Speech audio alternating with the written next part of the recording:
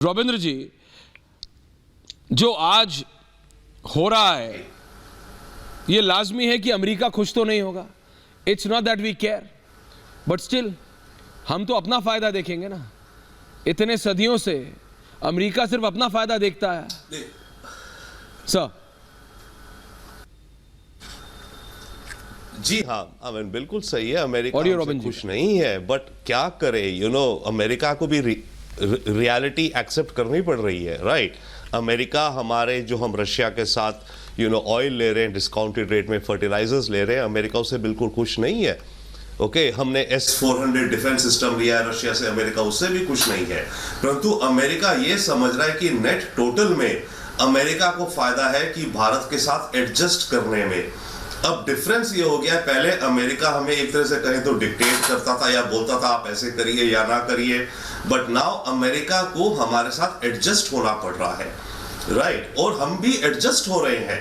और जो मोदी जी की जो पॉलिसी है, ये एक बात नहीं केवल कि नेशन फर्स्ट है, नेशन फर्स्ट के साथ I would say creative leadership है। देखिए, जो चुनौती इस समय दुनिया में आ रही है, उनके लिए आपको क्रिएटिव सॉल्यूशंस निकालने हैं, राइट? तो भारत इस समय क्रिएटिव लीडरशिप अपने देश के लिए और कॉमन सेंस की लीडरशिप दे रहा है दुनिया में। देखिए, जितने देश है, सबसे बड़ा देश चाइना है, चाइना डिक्टेटरशिप, कम्युनिज्म, उसको निकालिए। सबसे बड़ा पॉपुलेशन में देश है भारत। सबसे बड़े चैलेंजेस भी भारत को है, वही चैलेंजेस पूरी दुनिया को भी हैं। तो भारत जब क्रिएटिव लीडरशिप से, जैसे मानिए हमारे डोमेस्टिक डिजिटल जनधन इत्यादि को लेकर इंप्लीमेंट करता है, लाखों करोड़ों को मदद होती है, वही सेम चीज अफ्रीका में, एशिया में, इवन अमेरिका में, हमें डिजिटल फॉर एग्जाम्पल। तो भारत जो कॉमन सेंस के साथ सॉल्यूशंस पे जा रहा है, क्रिएटिव लीडरशिप, आई थिंक उसको एक्नॉलेज किया जा रहा है दुनिया में। समझ गया अमेरिका, डेफिनेटली अमेरिका ने कहा है, बाय द वे इनके स्टेट डिपार्टमेंट ऑफिस, जी नो पॉइंट टेकन सर, मैं आ रहा हूं वापस आपके पास। भारत जो भी करेगा याद रखना कि मैं आ रहा हूं सर आपके पास। हामिद खान साहब, आपने सुना जनरल साहब को, सुना कर्नल साहब, मैं आ रहा हूं आपके पास इन जस्ट 30 सेकेंड्स। लेकिन खान साहब, जैसे मैंने पहले कहा, तो अब तो आपके नेता भी बोल रहे हैं। अब आप बोलेंगे उनको भी कोई मुगालफा हो गया क्या? अब वो भी कह रहे हैं मोदी मोदी मोदी इज राइट। मान जाइए खान साहब, आप भी सच्चाई को कब तक नकारिएगा? देखें, बात यह है कि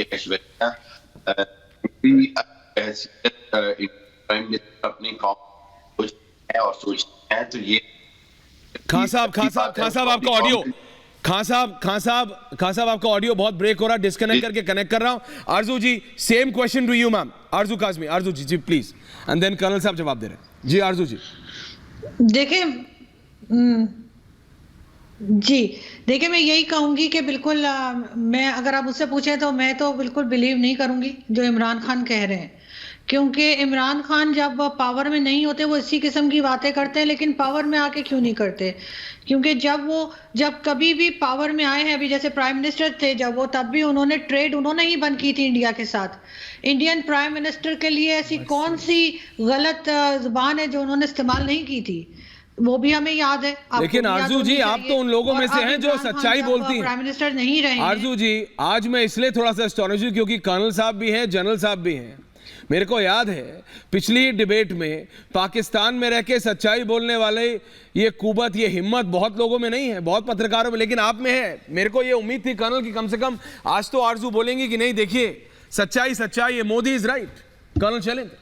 मैं आज पहली बार नहीं, मेरी बात तो आप कंप्लीट होने दीजिए। अच्छा बोलिए। ओके ठीक है, फिर कर्नल साहब मेरी बात प्लीज आप। ओके आरजू जी बोलिए।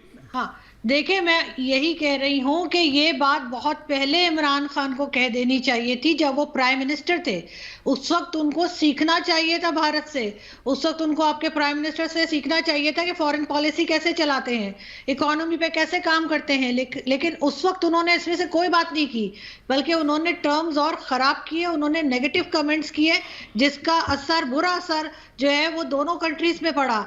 और जहाँ पे जो आम पब्लिक है उसको ये बात पसंद नहीं आई। अब इमरान खान जो है तारीफें करना शुरू हो गए, लेकिन इस बात की क्या गारंटी है कि अगर कल को इमरान खान वापस से प्राइम मिनिस्टर बनेंगे तो वो यही बात पूरी ईमानदारी से दोबारा कहेंगे? नहीं, उस वक्त वो फिर कश्मीर का चूरन बेचेंगे, फिर वो दोबारा से बताएंगे कि भारत हमारा दुश्मन है, फिर दोबारा यही कहेंगे कि रात को 9 बजे अटैक होने वाला है। इसी किस्म की बातें करेंगे वो। इसलिए मैं सिर्फ ये कह रही हूँ कि वो इस वक्त सच बोल रहे हैं, लेकिन उनकी बात कब तक इधर रहेगी इसकी कोई गारंटी नहीं है।